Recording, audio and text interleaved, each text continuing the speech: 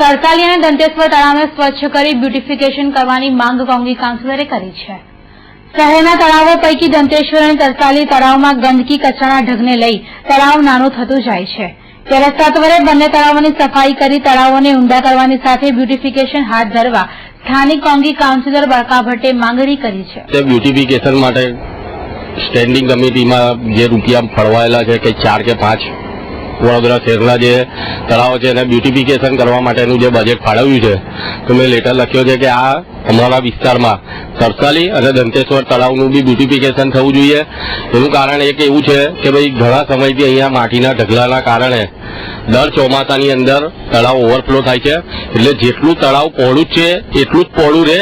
પરંતુ જે પૂરાયેલો ભાગ છે તેને ખોદકામ કરી અને બને એટલું પાણી સ્ટોરેજ થાય અને એનું બ્યુટિફિકેશન વધે